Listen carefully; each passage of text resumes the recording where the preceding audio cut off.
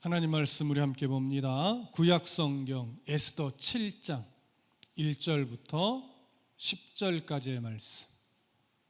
구약성경 에스더 7장 1절부터 10절까지의 말씀입니다. 저와 함께 교독하겠습니다. 에스더 7장 1절부터 10절 다 찾으셨으면 제가 먼저 1절을 읽습니다. 왕이 하만과 함께 또 왕후 에스더의 잔치에 가니라. 왕이 둘째 날 잔치에 술을 마실 때에 다시 에스더에게 물어 이르되 왕후 에스더여, 그대의 소청이 무엇이냐? 곧 허락하겠노라. 그대의 요구가 무엇이냐? 곧 나라의 절반이라 할지라도 시행하겠노라. 왕후 에스더가 대답하여 이르되 왕이여, 내가 만일 왕의 목전에서 은혜를 입었으며 왕이 좋게 여기시면 내 소청대로 내 생명을 내게 주시고 내 요구대로 내 민족을 내게 주소서. 나와 내 민족이 팔려서 죽임과 도륙함과 진멸함을 당하게 되었나이다. 만일 우리가 노비로 팔렸더라면 내가 잠잠하였으리이다. 그래도 대적이 왕의 손해를 보충하지 못하였으리이다 하니, 아하수에로 왕이 왕후 에스더에게 말하여 이르되 감히 이런 일을 심중에 품은 자가 누구며 그가 어디에 있느냐 하니, 에스더가 이르되 대적과 원수는 이 악한 하만이니이다 하니, 하만이 왕과 왕후 앞에서 두려워하거늘 왕이 노하여 일어나서 잔치자리를 떠나 왕궁 후원으로 들어가니라. 하만이 일어서서 왕후 에스더에게 생명을 구하니 이는 왕이 자기에게 벌을 내리시기로 결심한 줄 알미더라. 왕이 후원으로부터 잔치 자리에 돌아오니 하만이 저 걸상 위에 엎드렸거늘 왕이 이르되 왕후를 강간하고자 하는가? 이 말이 왕의 입에서 나오매 무리가 하만의 얼굴을 싸더라. 왕을 모신 내시 중에 하르보나가 왕에게 아뢰되 왕을 위하여 충성된 말로 고발한 모르드게를 달고자 하여 하만이 높이가 50규빗 되는 나무를 준비하였는데 이제 그 나무가 하만의 집에 섰나이다. 왕이 이르되 하만을 그 나무에 달라 하매 모르드게를 매달려고 한 나무에 하만을 다니 왕의 노가 그치니라. 아멘. 네. 할렐루야. 우리 저번 시간의 말씀을 좀 기억해 보시면 하만은 서둘러서 모르드게를 죽이려고 했습니다. 그래서 왕의 허락을 받고자 이른 새벽에 일찌감치 궁으로 갔지요. 그러나 하나님께서는 왕의 잠을 도망가게 하시면서 역대 일기를 읽게 하고 그러면서 5년 전에 모르드게가 왕의 생명을 구했던 이 일들을 듣게 되었습니다. 또한 자신이 5년 전에 이 모르드게에게 포상을 하지 않았다는 사실도 알게 되면서 모르드게 왕이 깜짝 놀라게 만들었죠. 그래서 어떻게 하면 모르드게를 포상할 수 있을까 하여 신하를 불렀는데 그것이 바로 일찍 와서 모르드게를 죽이려고 했던 하만이었습니다. 하만은 어떻게 하면 내가 존귀하게 여기는 사람을 더 멋지게 높일 수 있을까 상의를 했을 때 하만은 그게 자기에게 대한 일인 줄로 착각을 하고 정말 거의 왕처럼 높임을 받을 수 있는 그런 방법을 이야기했습니다. 그랬더니 왕이 하만에게 바로 유대인 모르드게에게 그렇게 행하라 명령을 내렸죠. 하만은 정말로 충격에 빠졌습니다. 자기가 죽이려고 했던 모르드게를 자기 손으로 왕의 옷을 입히고 자기 손으로 왕의 말에 태워서 자기 손으로 그 말을 인도하여 성중으로 다니면서 바로 이 사람이 왕이 존귀하게 여기려고 높이는 사람입니다 라고 하면서 칭송하며 다녀야 했지요. 그렇게 성중거리를 한동안 다니면서 끓어오르는 분노를 삭혔던 하만은 분을 삭히며 자기 집으로 돌아갔습니다. 돌아가서 아내와 친구들에게 그 분한 마음을 막 토로했는데 그 친구들이 무슨 말을 해요? 바로 모르드게가 유대인일진데 결국 당신은 모르드게에게 앞에 엎드러질 겁니다. 이런 말로 하만의 화를 더 돋구죠. 그래서 그 화가 난 하만이 친구들에게 자신의 감정을 쏟아내기도 전에 궁에서 내시들이 찾아왔습니다. 왜 온 거죠? 바로 에스더가 준비한 두 번째 잔치에 하만을 모시고 가려 함이었죠. 분명 모시러 온 건데 성경의 뉘앙스는 마치 잡아가는 듯한 느낌을 보여주었어요. 오늘은 바로 그 두 번째 잔치 자리에서 일어난 일들을 함께 보려고 합니다. 자, 먼저 다시 한번 7장 1절과 2절을 읽겠습니다. 자, 시작. 왕이 하만과 함께 또 왕후 에스더의 잔치에 가니라. 왕이 둘째 날 잔치에 술을 마실 때에 다시 에스더에게 물어 이르되 왕후 에스더여 그대의 소청이 무엇이냐 곧 허락하겠노라. 그대의 요구가 무엇이냐 곧 나라의 절반이라 할지라도 시행하겠노라. 자, 모르드게는 잠시의 영광을 뒤로하고 자신의 일상으로 돌아갔습니다. 하만도 잠시의 굴욕을 뒤로하고 이제 왕과 함께 에스더의 두 번째 잔치에 참석했습니다. 하만은 그 굴욕의 마음을 잠시 잊고 왕과 함께 이 즐거운 잔치에 참여했을 겁니다. 먼저는 분명 즐거운 식사를 했겠죠. 식사를 마치고 나서 이제 술과 과일을 먹으며 그 즐거움을 여흥을 누리고 있었습니다. 어느 정도 이제 술이 올라서 기분이 한껏 좋아진 왕은 이제 이전처럼 두 번에 걸쳐 에스더에게 말했던 것처럼 이제 세 번째 에스더에게 말합니다. 왕후 에스더여 그대의 소청이 무엇이냐 곧 허락하겠노라. 그대의 요구가 무엇이냐 곧 나라의 절반이라 할지라도 시행하겠노라. 자, 이러한 멘트를 세 번에 걸쳐서 왕이 에스더에게 했단 말이죠. 이제 이것은 에스더 네가 무엇을 요청하든지 내가 반드시 들어주겠노라. 왕의 굳은 마음을 보여주는 거였어요. 자, 이제 에스더는 민족을 구원해 달라고 요청할 만한 분위기가 무르익었음을 알게 됐습니다. 이제 입을 열겠죠. 에스더의 말을 볼까요? 7장 3절 다 같이 함께 읽겠습니다. 시작. 왕후 에스더가 대답하여 이르되 왕이여 내가 만일 왕의 목전에서 은혜를 입었으며 왕이 좋게 여기시면 내 소청대로 내 생명을 내게 주시고 내 요구대로 내 민족을 내게 주소서. 자, 에스더가 이제 입을 열어 하는 말의 첫머리는 이겁니다. 왕이여 내가 만일 왕의 목전에서 은혜를 입었으며 왕이 좋게 여기시면. 자, 이 표현은 여러분들이 느끼시다시피 일단 왕에 대한 존경의 표현을 자기가 할 수 있을 만큼 최대한으로 높여 표현한 겁니다. 그리고 나서 이제 자신의 요구를 이야기하게 되죠.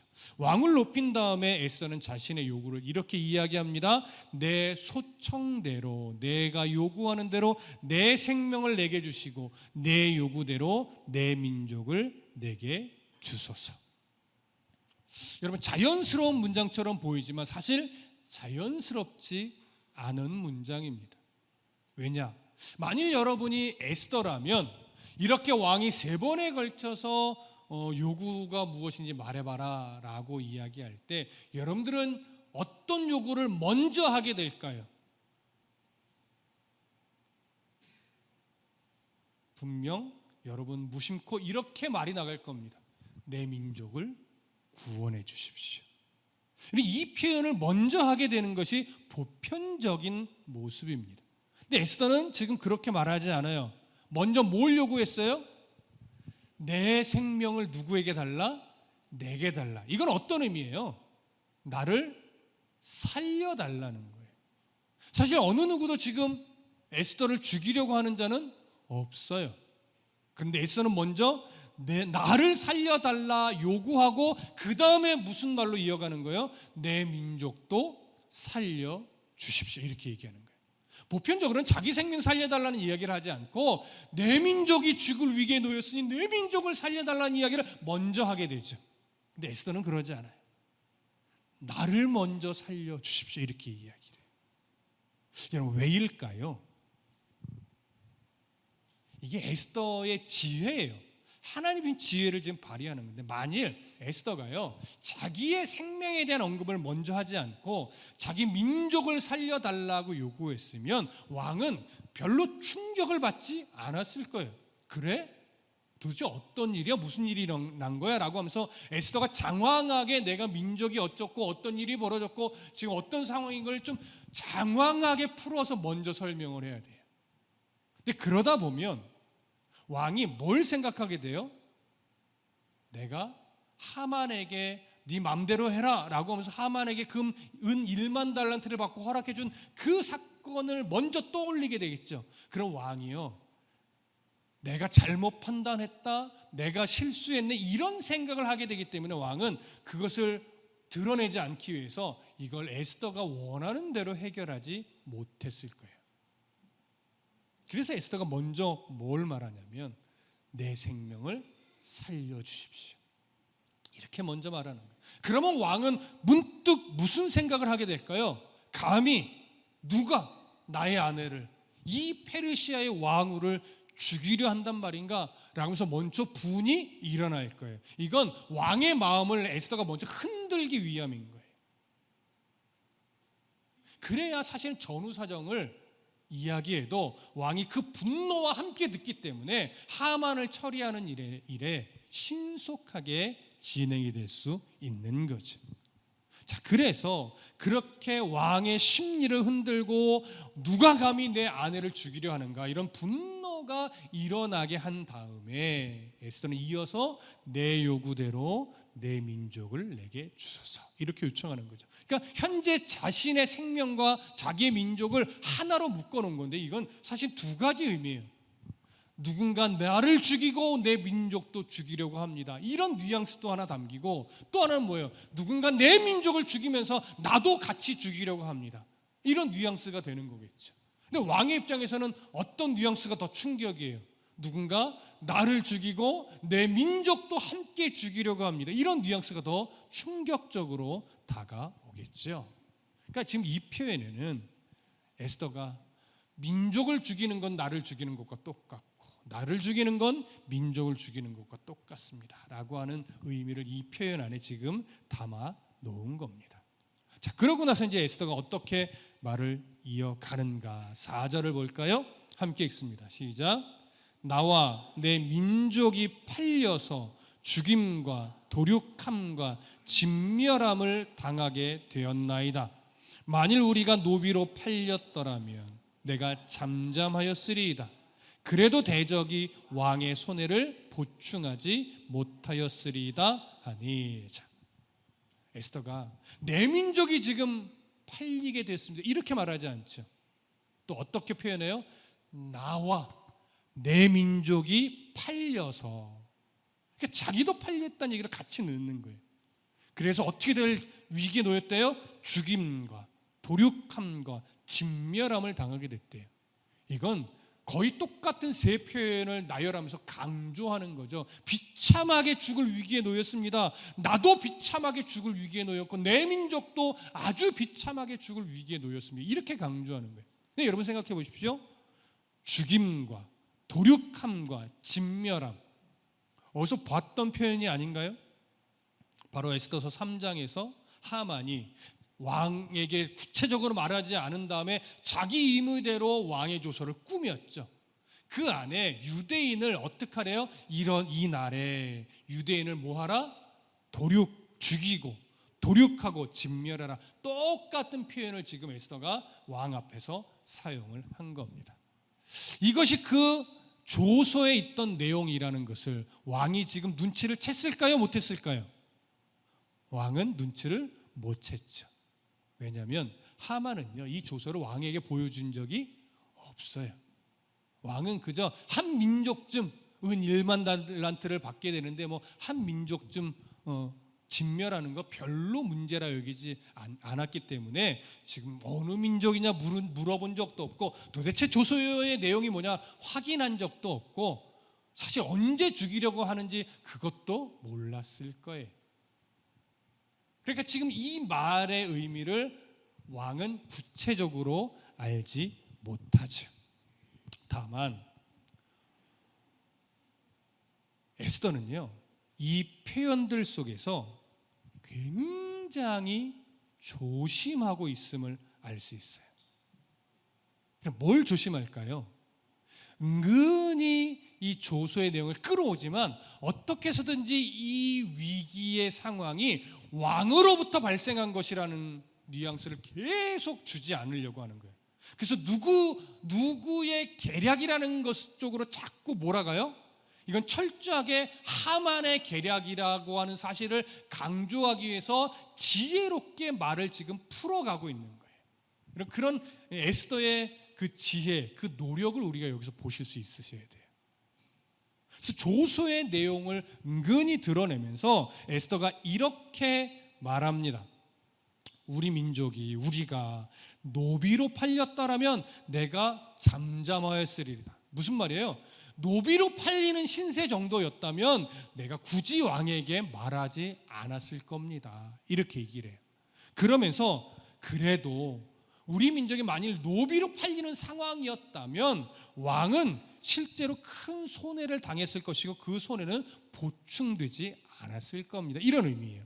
이건 어떤 의미냐면, 만일 왕의 민족이 노예로 팔리는 상황이었다면 왕은 그 노예로 사가는 그 나라나 그 사람에게 노비값도 제대로 쳐서 받지 못했을 것이고, 그 민족이, 자기 민족이 계속해서 왕에게 바칠 세금이 이제 들어오지 않게 되니 사실 왕에겐 어마어마한 손해가 될 겁니다. 이 얘기를 하는 거예요. 그럼 여기는 어떤 뉘앙스예요? 그런데 이런 민족이 지금 진멸되고 도륙당하고 죽임을 당하는 위치에 놓였으니 왕의 입장에서는 어마어마한 손해를 보는 거고, 그 어떤 물질 재물로도 왕의 손해는 채워지지 못할 겁니다. 이 얘기를 하는 거죠. 그러니까 지금 유대 민족, 자기 민족이 진멸당하는 것이 왕의 입장에서는 어마어마한 손해임을 강조하는 거니까, 지금은 왕이 모른다 할지라도 나중에 가면 뭘 깨닫게 돼요? 하만이 자기에게 바치는 은 1만 달란트가 눈앞에서는 좋을지 모르나 장기적으로 보면 내가 어마어마한 손해를 보는 거였구나, 이걸 깨닫게 되기를 바랬던 거죠. 지금은 모른다 할지라도. 그래서 에스더는 지금 이런 표현을 통해서 지금 누군가가 자기뿐만이 아니라 자기 민족을 죽이게 만들므로 인해서 왕에게 엄청난 손해를 끼치려고 하는 중에 있습니다. 이걸 강조한 거죠. 자, 그리고 나서 이제 에스더가 이런 말을 할 때에 이제 드디어 아하수에로 왕이 분노를 터뜨립니다. 자, 5절 다 같이 볼까요? 5절 함께 읽습니다. 시작. 아하수에로 왕이 왕후 에스더에게 말하여 이르되 감히 이런 일을 심중에 품은 자가 누구며 그가 어디에 있느냐 하니. 자, 아하수에로 왕이 드디어 분노가 터지죠. 근데 한글 성경에서는 잘 드러나지 않는데 5절의 시작 부분을 보면 아하수에로 왕이 왕후 에스더에게 말하여 이르되 이렇게 됐죠. 이건 똑같은 표현이 2번 반복된 거예요. 말하였다, 이르었다, 말하여 이르되. 한글 성경에서는 이 왕의 감정이 잘 드러나지 않는데 히브리어 성경으로 보면 이게 어떤 느낌이냐면요, 왕이 너무나 분노가 크게 차올라서 말이 잘 안 나오는 거예요. 말이 좀 계속 반복되고 좀 뭐라 그래요? 말이 막 나오면서 말이 매듭이 잘 안 지어지는 이런 감정의 상태가 지금 히브리 성경으로 보면 드러나요. 얼마나 분노가 치밀었는지. 그래서 그 분노의 격한 감정을 가지고 말하는 거예요. 감히 이런 일을 심중에 품은 자가 누구며 그가 어디 있느냐. 결국 뭐예요? 누군지 알기만 하면 내가 뭐 하겠다? 가만 안 두겠다, 바로 죽여버리겠다는 의미가 담겨 있는 거죠. 자, 그런 격한 감정의 표현을 하자 이제 에스더가 입을 엽니다. 6절 다 같이 읽겠습니다. 시작. 에스더가 이르되 대적과 원수는 이 악한 하만이니이다 하니 하만이 왕과 왕후 앞에서 두려워하거늘. 자, 에스더는 왕의 감정이 최고조로 올랐을 때 하만이 끼어들 틈을 두지 않고 이제 바로 이야기합니다. 대적과 원수는 이 악한 하만입니다. 분명 손을 들어 지목하며 말했을 거예요. 하만입니다. 자, 왕후의 입에서 그 대적이, 그 악한 자가 하만이라는 표현이 나오자마자 하만은 두려워했다라고 합니다. 여러분, 왕이 이 말을 들었을 때 왕이 바로 어떤 행동을 하게 될까요? 당장 하만을 잡아서 처형시키라는 둥, 확인하고 하만을 바로 죽이려는 행동을 하는 것이 보편적인 모습일 거예요. 당연히 그렇게 했을 것 같아요. 근데 왕이 그 말을 듣자마자 어떻게 반응했는가? 여러분 7절을 볼까요? 함께 읽습니다. 시작. 왕이 노하여 일어나서 잔치자리를 떠나 왕궁 후원으로 들어가니라. 하만이 일어서서 왕후 에스더에게 생명을 구하니 이는 왕이 자기에게 벌을 내리기로 결심한 줄 알미더라. 자, 왕은요, 그 하만이 그 악한 자란 말을 듣자마자 분노하여 죽여라 이렇게 말하지 않고요, 그 자리를 떠나 왕궁 후원 정원 쪽으로 잠시 들어가 버렸어요. 여러분, 왜일까요? 왜 하만을 당장 옥에 가두라는 등, 당장 사형시키라는 등 이런 말을 하지 않고 그 자리를 떠나 왕궁 후원으로 간 걸까요? 이게 상식적으로 잘 이해가 되지 않는 부분입니다. 학자들의 견해가 사실은 여럿 나오게 돼요. 학자들 중에는요, 정확하게 알 수는 없으나 이런 견해들을 제시합니다. 한 주석가는 이렇게 말해요. 왕이 하만에게 허락했던 일이 순간 생각나서 이걸 어떻게 수습해야 할까를 잠시 생각하러 들어간 것이다. 왜냐하면 왕의 인장반지로 찍어내린 조서는 번복할 수 없기 때문이다. 이런 견해를 하나 제시합니다. 또 다른 학자는 이렇게 견해를 제시합니다. 조언자가 옆에 없었기에 항상 중요한 일을 결정하거나 판단할 때는 항상 옆에 누군가와 함께 상의를 했는데, 지금 자기가 가장 믿었던 하만이 악한 자라는 걸 알았기 때문에 누군가 다른 조언자와 이 문제를 어떻게 해결할까 상의를 해야 되겠다라고 판단을 하고 그 자리를 떠나 왕궁 후원으로 간 것이다. 이렇게 견해를 제시합니다. 근데 또 다른 견해도 있어요. 세 번째는 어떤 견해가 있냐면, 왕이 하만에게 했던 일과 하만이 했던 말과 또 에스더가 지금 했던 말을 다시 생각하여 비교해 보기 위해서, 그래서 정말 진짜 사실이 무엇인가, 그리고 하만의 계략이 도대체 어느 민족을 왜 죽이려고 한 건지 자기가 정확하게 판단을 내리기 위해서 왕궁 후원으로 들어간 거다. 이렇게 보는 견해도 있어요. 그리고 네 번째 견해는 하만을 어떻게 벌할 것인가 잠시 생각하여 결정하기 위해서 다소 잠시의 시간이라도 벌려고 자리를 피했다. 이런 견해를 제시하기도 합니다. 여러분, 이런 주된 네 가지 견해 중에서 여러분들은 어떤 견해가 옳다라고 여겨지십니까? 우리가 단정하기는 좀 어려우나 주된 이유는 아마 네 번째일 것 같아요. 하만을 어떻게 죽여야 될까, 어떤 방법으로 죽여야 될까, 이걸 판단하기 위해서 들어간 것 같아요. 이렇게 보는 근거는 뭐냐면 7절 끄트머리에서 이렇게 성경에 기록해요.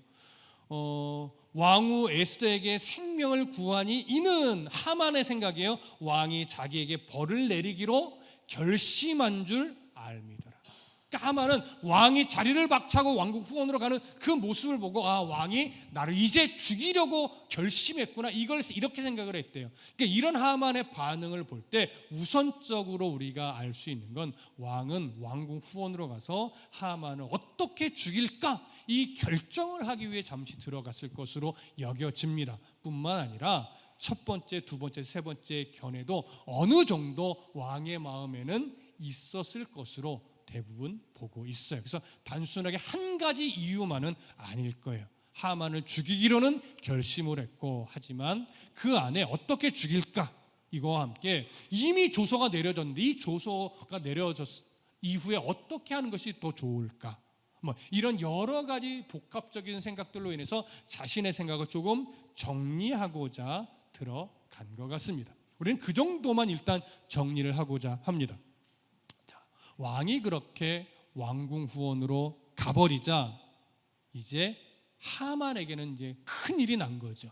하만이 어떻게 행동을 했다고 성경이 기록해요? 하만이 일어나서 이렇게 얘기를 하죠. 일어나서 왕후 에스더에게 생명을 구했대, 용서를 구했다는 얘기예요.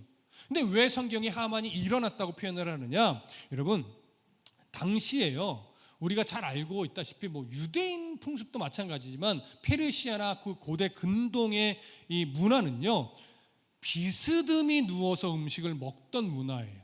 우리처럼 좌식 의자에 앉고 테이블에 있는 음식을 먹는 문화가 아니고요, 음식은 주로 바닥에 펼쳐져 있고 그 다음에 옆으로 비스듬히 누워서 음식을 먹던 문화였고, 당시 페르시아 왕실도 그런 문화였다고 이야기를 합니다. 그렇기 때문에 비스듬히 옆으로 누워있던 하만이 그 말을 듣고 두려움에 즉시로 일어나서 왕후 에스더 앞에 엎드려 용서를 구하고 생명을 구하는 이런 모습이라고 여겨집니다.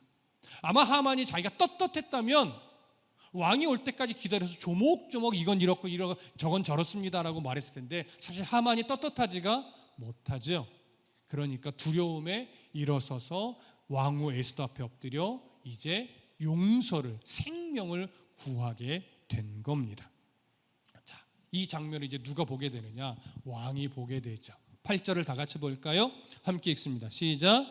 왕이 후원으로부터 잔치자리에 돌아오니 하만이 에스더가 앉은 걸상 위에 엎드렸거늘 왕이 이르되 저가 궁중 내 앞에서 왕후를 강간까지 하고자 하는가 하니, 이 말이 왕의 입에서 나오매 무리가 하만의 얼굴을 싸더라.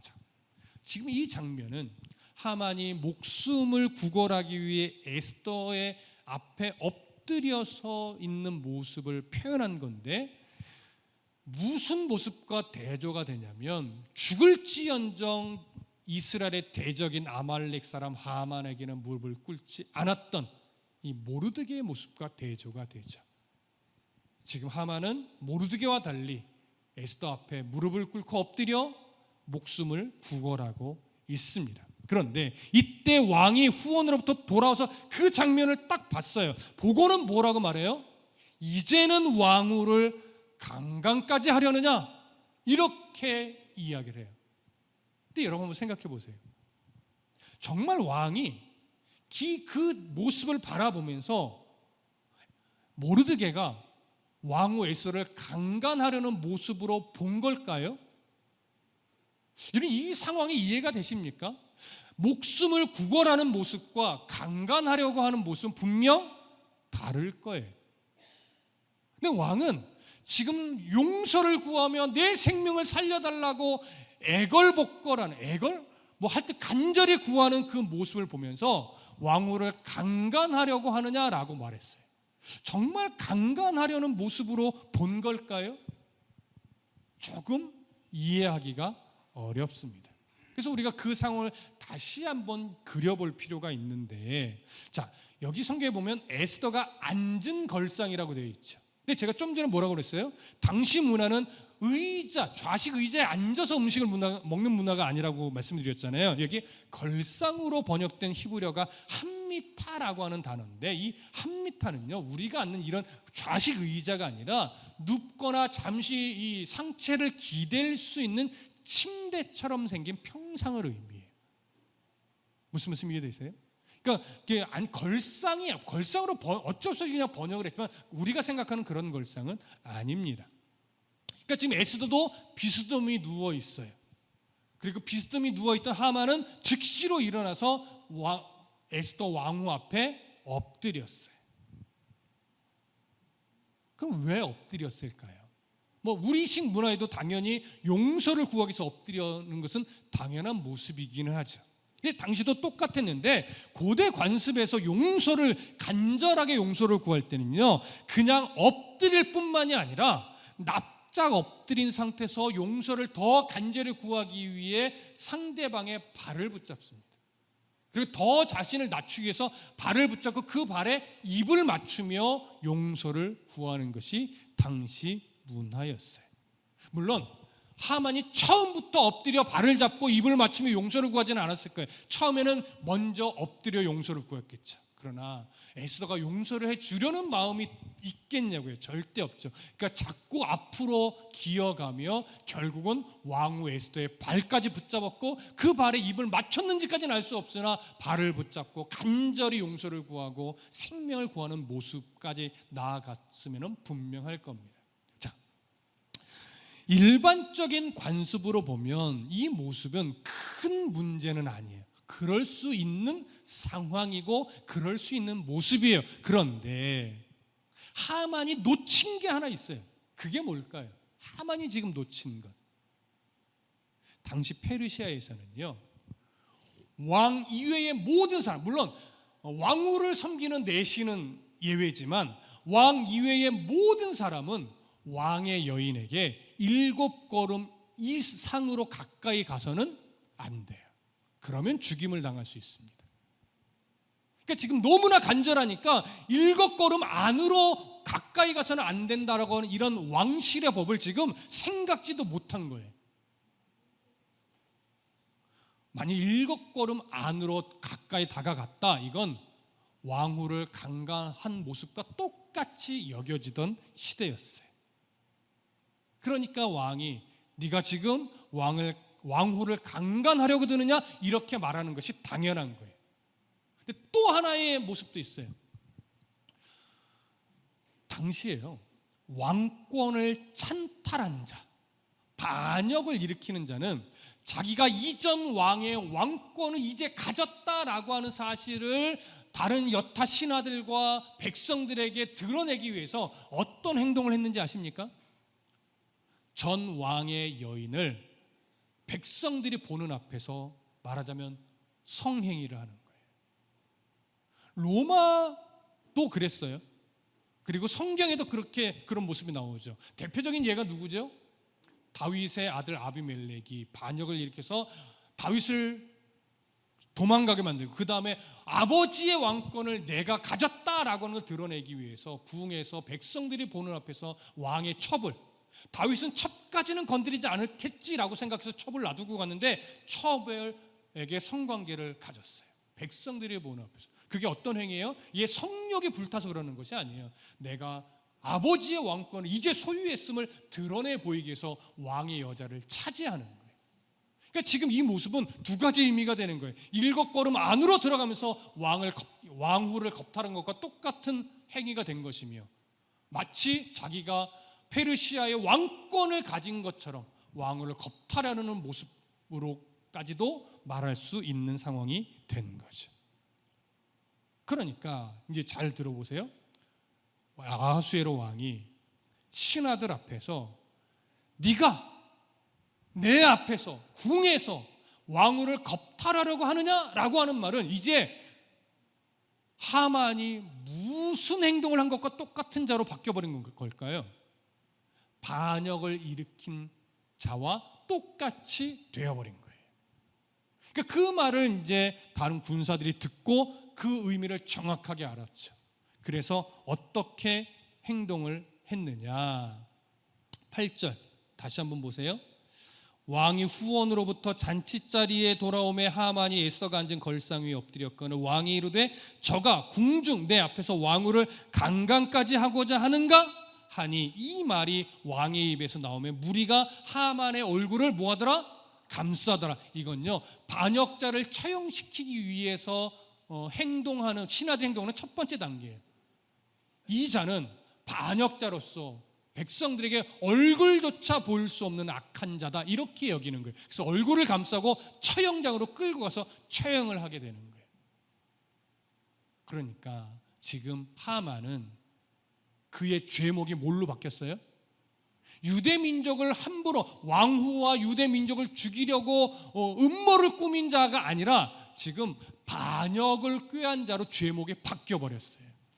그래서 얼굴을 감싸 안고 끌려가게 되는 거죠. 그 다음에 이제 성경이 어떻게 이 내용을 끌고 가는가 보겠습니다. 9절과 10절 다 같이 읽겠습니다. 시작. 왕을 모신 내시 중에 하르보나가 왕에게 아뢰되 왕을 위하여 충성된 말로 고발한 모르드게를 달고자 하여 하만이 높이가 50규빗 되는 나무를 준비하였는지 이제 그 나무가 하만의 집에 섰나이다. 왕이 이르되 하만을 그 나무에 달라 하매 모르드게를 매달려고 한 나무에 하만을 다니 왕의 노가 그치니라. 자, 왕의 내시 하르보나가 이제 하만이 끌려가고 나서 왕에게 말하는 거예요. 왕이시여, 하만의 집에 지금 뭐가 있냐면 왕의 생명을 구했던 그 왕이 높였던 그 모르드게를 죽이려고 큰 나무를 자기 집에 세워놨습니다. 이렇게 말하는 거예요. 여러분, 하만이 모르드게를 죽이려고 나무를 세운 게 언제 일이에요? 어제 밤 이야기예요. 얼마 시간이 지나지도 않았어요. 근데 이걸 하르보나가 어떻게 알았을까요? 이게 지금 소문낸 일이 아니거든요. 은밀하게 한 일이에요. 근데 하르보나가 어떻게 알았을까요? 우리가 추측 가능한 건 모르드게를 높이고 나서 분을 내며 집으로 돌아왔을 때 내시가 모르드게를 모시러 왔죠. 그 내시가 하르보나였을 것으로 봐요. 하르보나는 하만을 모시러 집에 갔는데 유달리 뭔가가 보였겠죠. 그게 높이 솟아오른 나무를 보게 된 걸 거예요. 그래서 그 집안의 종들에게 도대체 저 나무가 뭐냐 호기심에 물어봤겠죠. 그랬더니 여차여차해서 어젯밤에 이 나무가 세워졌습니다 라고 해서 저 나무가 어떤 용도인지 아마 알게 되었을 것 같아요. 그러나 어떤 상황이 벌어진 것이 아니기 때문에 함부로 말할 수는 없는 상황이었는데 지금 이 상황이 딱 벌어지자 그 사실을 알았던 하르보나가 지금 하만의 집에는 이 하만이 모르드게 왕이 높였던 모르드게를 죽이려고 큰 나무를 세워놨습니다 라고 말을 했고 왕은 그 분노에 그래? 그러면 그 나무에 하만을 달아 죽여라 이렇게 명령을 내린 것이죠. 그래서 그 나무에 하만이 달려 죽었고 그제서야 왕의 노가 그쳤다라고 이야기를 합니다. 자, 여러분, 이제 상황이 종료되었나요? 하만은 죽었지만 아직 상황이 끝나지는 않았어요. 그럼 어떤 상황이 남아있어요?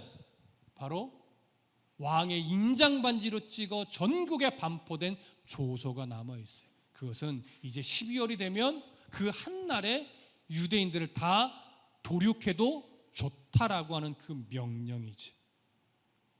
그건 분명히 시행될 거란 말이에요. 그러니까 아직 문제가 끝나지 않은 거예요. 그 문제까지 해결이 되어야 이 상황이 종료가 됩니다. 이제 그 문제가 해결되는 과정은 이제 8장부터 다시 나오게 되지요. 그 부분 우리가 이제 다음 시간에 살펴보게 될 텐데 우리가 오늘 이 본문에서 보게 되는 것이 뭘까요? 여러분, 하나님의 백성의 삶에 문제는 늘 일어납니다. 그리고 그 문제는 반드시 누구에 의하여 해결될 수밖에 없어요? 하나님에 의하여 해결될 수밖에 없는 거예요. 그래서 모르드게도 에스더도 수산의 이스라엘 백성들도 그 문제를 하나님께 내어 맡기기 위해 함께 금식하며 기도했던 거예요. 금식하며 기도할 때 에스더의 마음에 뭐가 들어온 거예요? 하나님이 그 문제를 해결해 줄 거라는 분명한 확신이 들어서 금 3일의 금식이 끝나기도 전에 죽음은 죽으리다라고 하는 이 믿음의 각오를 가지고 왕 앞에 나아간 거죠. 여러분, 에스더가 마음이 물론 확신이 들었지만 걱정과 염려가 없었을까요? 아니요. 여전히 걱정과 염려가 이 마음 안에 있었지만 하나님이 이 일을 해결할 것이라는 믿음을 가지고 담대하게 그 마음을 부여잡고 나간 거예요.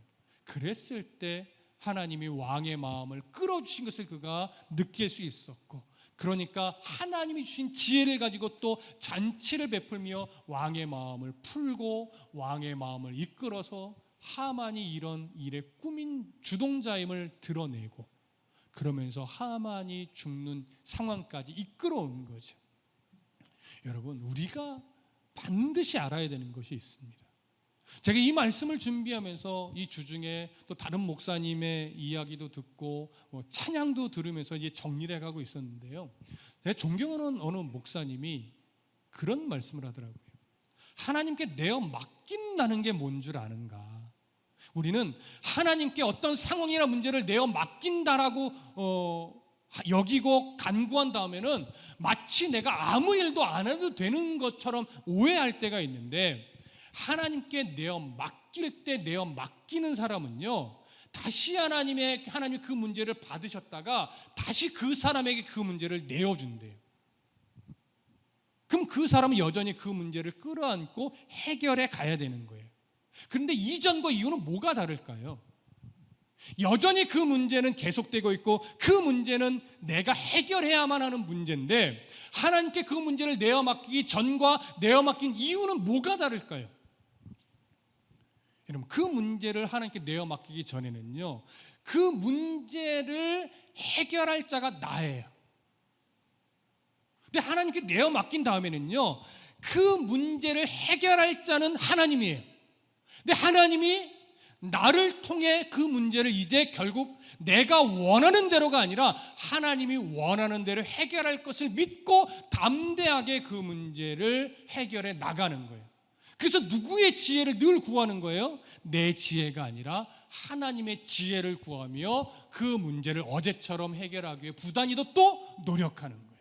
이게 다른 거예요, 여러분. 기도한다고 문제가 내가 원하는 대로 그냥 자연스럽게 쫙 해결되지는 않아요. 기도하고 몸부림치고 간구해도 여전히 문제는 남아있는 거예요. 하지만 이제 그 문제의 해결자는 반드시 하나님이 될 거고, 하나님께서 나를 이끌어서 내가 원하는 결과가 아니라 하나님이 원하는 결과대로 그 문제를 해결해 나갈 건데, 그 해결해 나가는 과정에 지혜롭게 풀어가야 될 또 도구는 여전히 내가 되는 거예요. 그러니 더 견디셔야 되고, 그러니 더 애쓰셔야 되고, 그러니 더 기도해야 되고, 그러니 더 하나님의 마음과 하나님의 지혜를 간구하셔야 돼요. 그러니 말씀 없이 어떻게 문제를 해결할 수 있겠습니까? 그러니 기도함이 없이 어찌 문제를 해결할 수 있겠습니까? 그러니 하나님을 의지하지 않고 하나님을 신뢰하지 않고 어떻게 이 세상의 모든 문제와 맞서 싸울 수 있겠느냐고요. 하나님의 은혜 아래서 견디는 거예요. 하나님이 주신 말씀 안에서 싸워가는 거예요.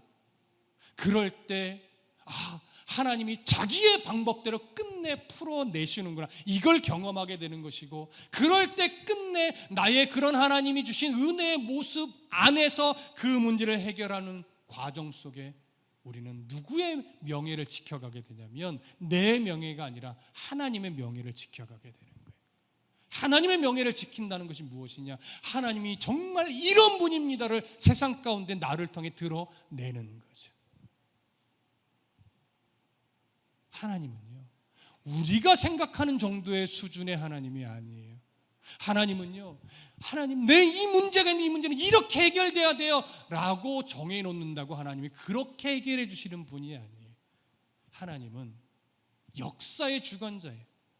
그리고 우리 한 사람 한 사람을 사랑하시는 분이에요. 그렇기 때문에 하나님은요, 하나님의 뜻 안에서 나의 모든 문제를 하나님의 역사를 드러내기 위해 도구로 사용하여 끝내는 하나님의 뜻대로 이 문제를 해결하시는 분이에요.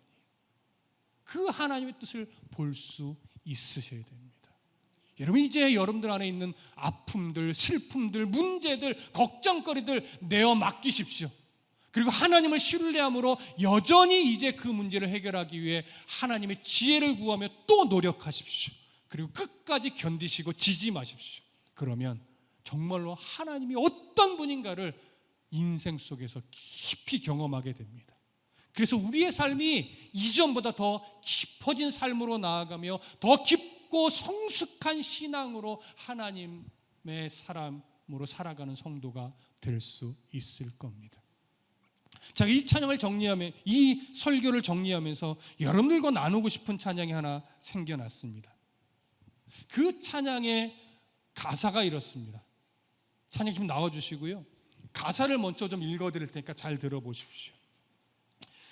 은혜로 날 보듬으시고 사랑으로 품어주셔도 내 마음 한 자락도 지키지 못하는 이 모습 부끄럽습니다.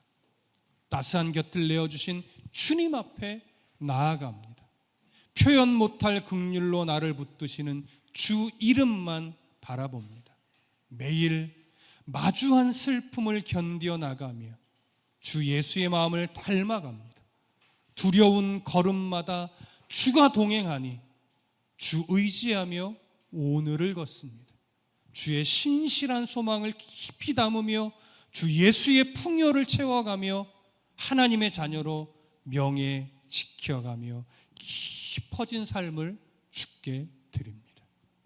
저는 여러분이 정말 마주한 모든 아픔과 슬픔과 산재된 문제들을 앞에 잠식당하지 마시고 주님의 자녀로서 하나님의 지혜를 구하고 하나님께 내어 맡기며 정말 깊어진 삶을 주님께 드릴 수 있는 그런 믿음의 사람이 되기를 소망합니다. 제가 먼저 찬양으로 고백할게요. 여러분 어렵지 않으니까 들어보시고 함께 이 믿음의 고백을 하며 하나님을 높였으면 좋겠습니다.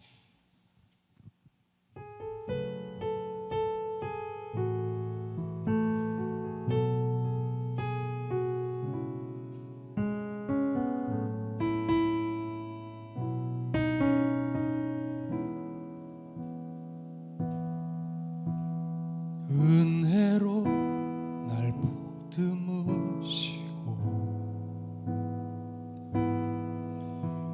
사랑으로 품어주셔도 내 마음 한 자락도 지키지 못하는 이 모습 부끄럽습니다.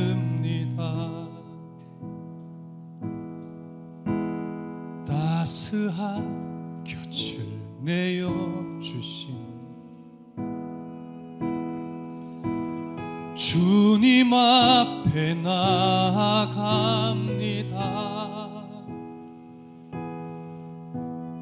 표현 못할 긍휼로 나를 붙드시는 주 이름만 바라봅니다. 매일 마주한 슬픔을 견뎌나가며 주 예수의 마음을 닮아가네.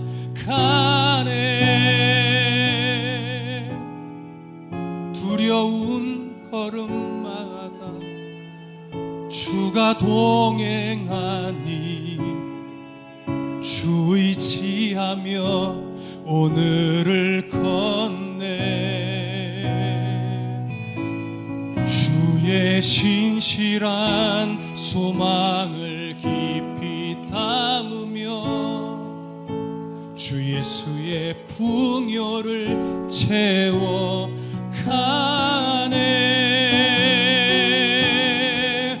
하나님의 자녀로 명예 지켜가며 깊어진 삶을 주께 드리네. 아멘. 이제 우리들의 고백으로 함께 나눌까요? 은혜로 날 보듬으시고 함께 합시다. 은혜로 날 보듬으시고 사랑으로 품어주시는 주, 사랑으로 품어주셔도 여전히 우리는 연약합니다. 내 마음 한 자락도 지키지 못하는 이 모습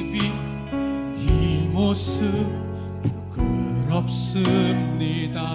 그럼에도 따스한 곁을 내어주신 주님을 고백합시다. 곁을 내어주신 사랑하는 주님 앞에 나아갑시다. 주님 앞에 나아갑니다. 표현 못할 긍휼로 붙들어 주시는, 표현 못할 긍휼로 나를 붙드시는 주 이름만 바라봅니다. 고백합시다. 매일 마주한 슬픔을 견디며 슬픔을 견뎌나가며 주 예수의 마음을 닮아가네. 우리의 간절한 소망입니다. 여훈 걸음마다 주가 동행하니 주 의지하며 오늘을 건네 주의 신실한 소망을 깊이 담으며 주 예수의 풍요를 채워가네. 하나님 정말 이런 믿음의 삶을 살기를 원합니다. 하나님의 자녀 명예 지켜가며 깊어진 삶을 주. 우리 다시 한번 고백합시다. 매일 마주한 슬픔을 견뎌가며 마주한 슬픔을 견뎌나가며 주 예수의 마음을 닮아가네. 두려운 걸음마다 주가 동행하니 주 의지하며 오늘을 건네 주의 신실한 소망을 깊이 담으며 주 예수의 풍요를 채워가네. 하나님의 자녀로 그 명예를 지켜갑시다.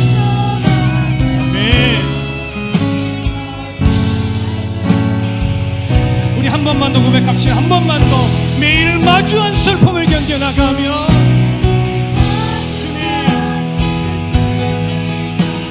주님 견디어낼 힘을 주시옵소서. 주의 마음을 잃어버리지 않게 도와주시옵소서. 두려운 걸음을 걷습니다. 그러나 주님 동행하여 주시옵소서. 주님만을 의지하며 오늘 하루하루를 걸어갑니다. 주님, 아멘. 주의 신실한 소망을 주님 도와주시옵소서. 주님, 우리 성도들 한 사람 한 사람의 삶과 그 마음과 그 아픔을 지켜주시옵소서. 하나님의 자녀로 주의 명예를 지키며 살아가는 아버지 도와주시옵소서. 깊어진 삶을 드리기를 원합니다. 우리 주 이름은 한 번 부르짖고 정말로 마음에 주신 그 마음 깊이 고백하며 기도합니다. 주여. 여러분, 이 말씀을 의지하여 마음 깊이 있는 그 아픔과 슬픔과 고민과 그 두려움을 쏟아냅시다. 반드시 하나님이 해결하십니다. 반드시 하나님이 풀어내십니다. 반드시 하나님이 이끌어 주실 겁니다. 지혜를 주시라고, 잘 견딜 수 있게 해달라고, 이겨낼 수 있게 해달라고, 그리고 주님이 풀어가시는 그 일들을 경험하며 우리 하나님을 높여갈 수 있게 해달라고. 여러분 기도합시다. 여러분 기도합시다. 그 마음을 내어놓으며 기도합시다. 하나님의 도우심을 구합시다. 지혜를 주시고 믿음을 주시고 견딜 수 있게 해달라고 간구합시다. 주여 하나님, 주여 도와주십시오.